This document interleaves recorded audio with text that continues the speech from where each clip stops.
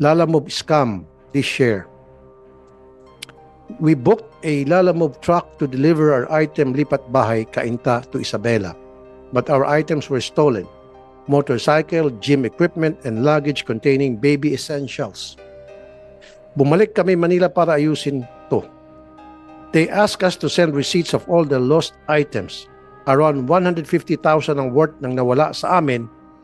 And their resolution, refund 3,000 pesos. Aware ka dito sa issue na ito?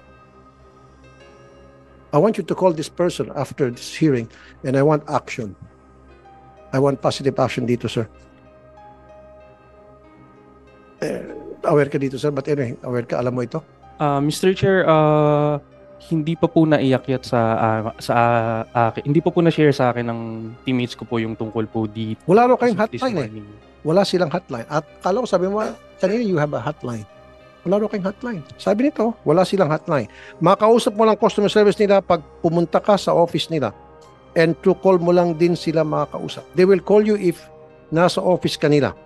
Nakakalungkot na wala na lang kami.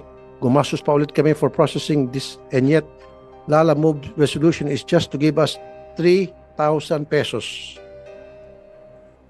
Mr. Chair, will make sure po na mas maimbestigahan pa po yung insidente na to.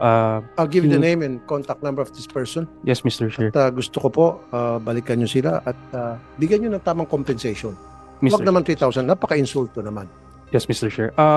Paglilinaw lang po, Mr. Chair, hindi naman po totoo na kailangan pa pong pumunta ng isang user para lang po makapaghain ng reklamo laban po sa isang driver ng platform. Yung application po namin, meron po itong feature kung saan po meron pong in-app chat na pwedeng gamitin ng user kung saan may makakausap po sila na customer service representative po namin para po makapaghain po sila ng reklamo. Bibigyan po sila doon ng link para sa isang online form para doon po nila mailahad yung statement po nila, maibigay yung mga pruweba. Ganun po yung current na proseso po namin sa pag... Dapat meron kayong, maglagay na kayo ng hotline kasi sabi dito wala kayong hotline eh. But you said you have. Pero ang sabi nitong complainant, you don't. So maglagay na kayo ng hotline. At dapat 24/7 may sumasagot dyan.